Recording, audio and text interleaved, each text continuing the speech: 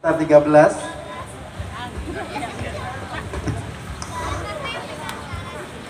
Nomor peserta 14 dimohon untuk siap-siap di sumber suara.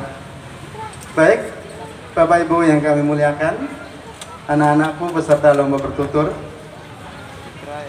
Banyak ahli sejarah mengatakan bahwa pedukuhan pertama yang tadi diceritakan asal-usul Cirebon itu sekarang adalah di Lemah Wongkuk. Mangga Mas Asep, Masya Allah. Cek cek cek cek cek cek. Baik, kita masuk ke acara berikutnya. Peserta nomor 13, Ananda ini pernah mendapatkan juara 1 KSN Matematika tingkat kecamatan. Hobinya membaca, cita-cita ingin jadi dokter. Kami panggil Odelia Azura Sifa yang akan membawakan cerita Nyimas Gandasari. Selamat menyaksikan. Assalamualaikum semuanya, perkenalkan nama saya Odelia Azura Sifa, perwakilan dari SDN Tersana Baru, Kecamatan Babakan, Kabupaten Cirebon. Teman-teman, bistik tahu untuk dimakan. Dimakannya sambil berdiri.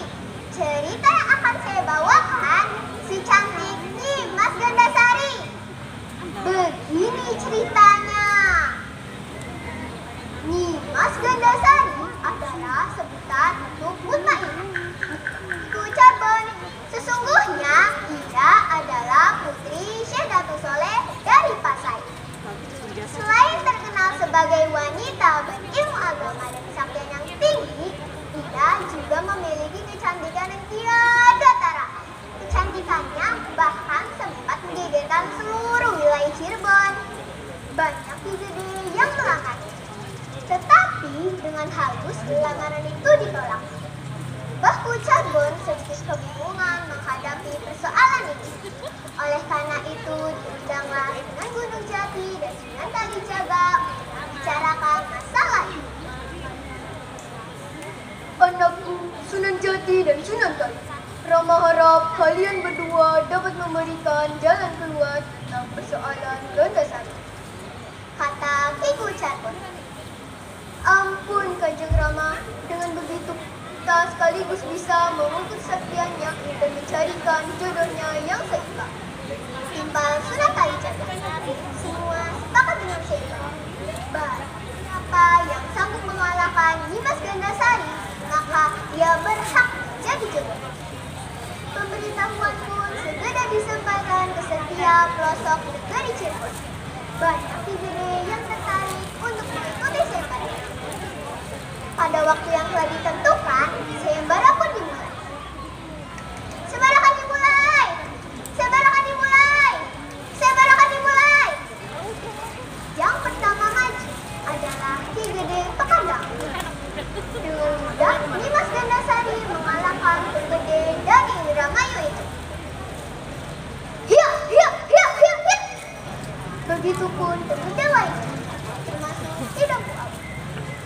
Mas Gandasari memang agak kewalahan ketika berhadapan Ki Gede. Akan tetapi, dengan mengerahkan seluruh kesaktiannya, murid Kiku Cirebon bisa mengalahkan juga. Syekh Magelung yang semula hanya menonton sayembara itu, tiba-tiba menjadi tertarik untuk mengikuti sayembara. Ia pun turun ke gelanggang setelah semua penggede dengan mudah dikalahkan Nyimas Gandasari. Lalu terjadilah perang gading yang benar-benar seru dan lama. Keduanya mengerahkan ilmu kanuragan tingkat tinggi. Hiya, hiya, hiya, hiya, hiya. Sampai-sampai yang melihatnya hampir dibuat terbengong-bengong. Sunan Kalijaga yang menjadi penengah dalam sayembara merasa khawatir kalau kedua satria pilihan itu ada yang celaka. Oleh karena itu, dengan kesaktiannya, ia melibatkan diri dalam pertarungan tanpa diketahui keduanya. Mendadak, Nyimas Gandasari tersak. Tak berapa lama gerakannya tidak gesik lagi. Dan hanya dengan pukulan yang mengenai tubuhnya, ia terjatuh. Mas Gandasari kalah. Seluruh rakyat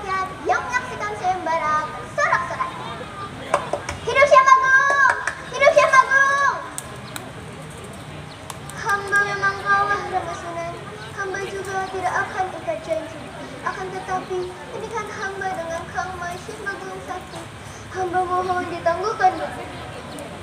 Kata Nyimas Gandasari masih tersengat. Kenapa begitu Gandasari? Tanya Sunan Gunung Jati. Sekali lagi, ampun Rama Sunan. Tugas dan pengabdian hamba pada Cirebon belumlah tuntas. Oleh karena itu, segera Rama Sunan mengabulkan permohonan hamba. Kalau begitu persoalannya, Rama Sunan tidak keberatan. Akan tetapi, bagaimana dengan kau? Hamba patuh kepada Rama Sunan. Oleh karena itu, hamba pun tidak keberatan. Jawab Syekh Mahmud. Sayembara pun bisa. Semua penduduk kembali ke tempatnya masing-masing. Beberapa tahun berselang, terjadilah pertempuran besar antara Negeri Galuh dan Cirebon. Negeri Galuh yang dipimpin oleh Prabu Cakraningrat tidak suka dengan orang-orang Islam. Peperangan begitu dahsyat, apalagi ketika Negeri Galuh dibantu oleh Negeri Taram. Banyak pembesar kedua kerajaan yang gugur. Lama-kelamaan, tentara Galuh terdesak mundur dan kocar-kacir. Prabu Cakraningrat bersembunyi di gua sambil mengirimkan wabah penyakit secara gaib ke negeri Cirebon. Akibatnya, banyak penduduk Cirebon yang meninggal.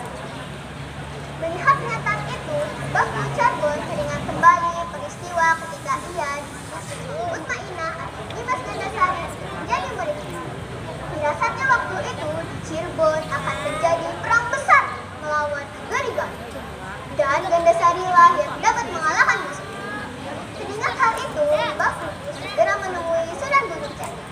Mereka sepakat memutus Nyimas Gandasari menghadap Prabu Cakraningrat.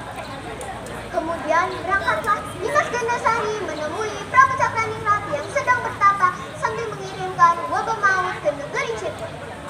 Prabu Cakraningrat amat terkejut melihat kedatangan Gandasari. Ketahuilah, hai Prabu Cakraningrat, aku bukanlah wanita murahan. Aku adalah Gandasari, utusan negeri Cirebon. Maka bersiaplah menghadapi seranganku.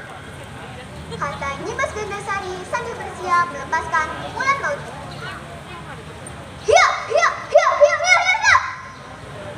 Prabu Cakraningrat yang masih tak siap nampaknya tidak berdaya menghadapi serangan Gandasari yang tiba-tiba. Dengan pukulan berantai, ia pun dapat terkalahkan. Tak mampu memberikan perlawanan yang berarti. Nyimas Gandasari kembali ke Cirebon dengan membawa kemenangan. Dan di Cirebon itu dianugerahi beberapa bidang tanah yang sekarang bernama Pedukuhan Panguragan. Teman-teman, pelajaran yang dapat dipetik dari cerita ini adalah bahwa Tuhan pasti akan memberi jalan keluar bagi umatnya yang dapat kesulitan. Sekian cerita dari saya, sampai jumpa lagi teman-teman. Wassalamualaikum warahmatullahi wabarakatuh. Aplaus yang meriah.